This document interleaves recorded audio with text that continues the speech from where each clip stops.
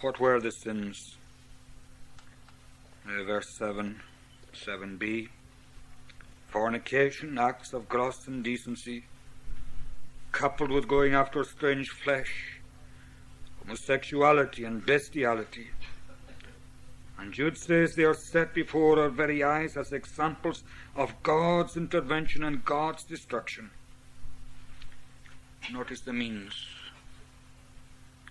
Eternal fire. How quickly their lot changed. In the morning all is well, but like the picture in Psalm 2, if once his wrath begin to burn, they will perish in the way. They burned with and in sin, but before the day was gone, they would burn in a literal fire. And he uses in verse 8 three terms. Filthy dreamers. This is an elaboration of what's been spoken of in verse 7 concerning Sodom and Gomorrah. They were inspired by their dreams, and it ties with what Peter says in his second letter 2:10. They walked after the flesh in the lust of uncleanness. They despised dominions, what Peter calls government. 2 Peter 2:10 again. That takes in the despising of Christ and the law ordained for the good of mankind. They despised the administration of these laws, but especially the law of God. That is highlighted for us again in Jude's words speaking evil of dignities. This was blasphemous talk, and especially in the view of many writers, blasphemous talk concerning those who hold positions in the Church of Christ, those chosen of God to do his work. And Jude brings two combatants together there in verse 9. Sure, it's a verse that we know well. Michael the archangel contending with the devil, and their disputation is concerning the body of Moses. You will recall in this an example, as we say, by contrast. In the previous verse, Jude has spoken about the various attitudes of the godless to the godly. And then he says here, when these two enter into combat, Michael the archangel simply says, "The Lord rebuke thee. The Lord rebuke thee." Perhaps it is, in a sense, a lesson on how to deal with the many difficulties that confront the church at times. Sometimes these matters are best left with the Lord. Let's look briefly at this verse. How are we for time? Fine. That's good. Just another hour. Let us look briefly at this verse. Michael means who is like God. Who is like God? So see, the controversy is the body of Moses. The reference is Deuteronomy 34. You recall, no man knows the burial spot. God buried him so that the Jews would not begin to idolize the place. And here he contends. A word borrowed from the law courts, meaning to contend in judgment. Contending in his concern for good. Contending in the knowledge that Satan was outmatched through having lost his holy power of reasoning. Contending in the realization that Satan will attack at any time.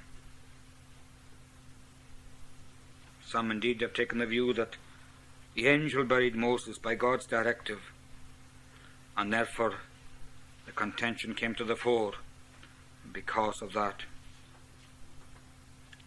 Just one or two brief thoughts about this particular verse. Michael, the archangel, shows us perhaps that there are ranks of angels. Daniel 10 speaks there about a prince, a chief. archangel here a position of supreme responsibility. By contrast, of course, you remember the prince of darkness. Here the Lord rebukes by threatenings, and the satanic forces surely fear that chastisement, but he remits revenge to God. Now, this disputation regarding the body of Moses, it was often the practice in these times to worship the dead. The heathen nations believed the souls of the dead were and still resident in the locality. This was taken up by the Jews also. They made sacrifices. Psalm 106:28 tells us they sacrificed with Baal Peor. And in his contention, Satan seeks to bring God's people to follow that custom. And surely the possibility was great that the people would worship Moses' grave above all else, because of his standing amongst the people. Some have thought that the disputation also contained this idea that because of Moses' crime in his slaying of the Egyptian, because of that fact, Satan had a rightful claim on the body.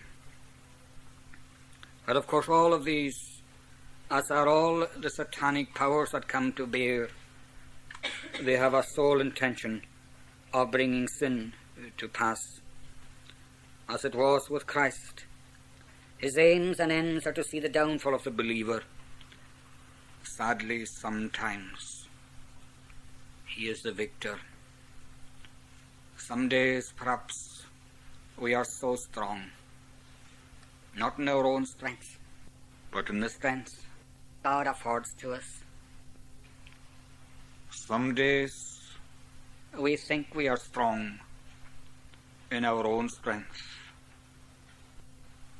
and we discover our weaknesses.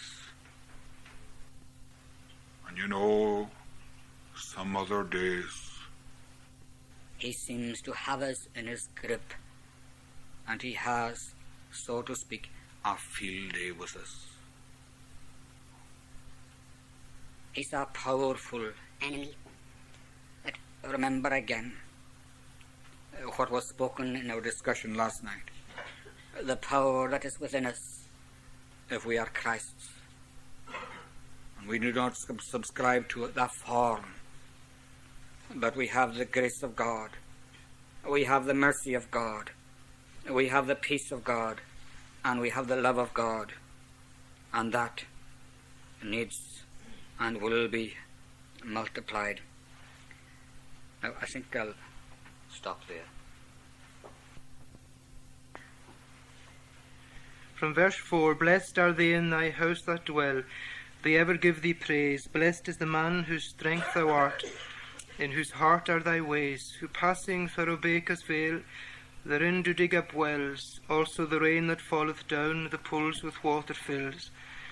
So they from strength unwearied go still forward unto strength, until in Sion they appear before the Lord at length. Lord God of hosts, my prayer hear. O Jacob's God, give ear. See God our shield, look on the face of thine anointed dear. Blessed are they in thy house that dwell, they ever give thee praise. Blessed is the man whose strength thou art, in whose heart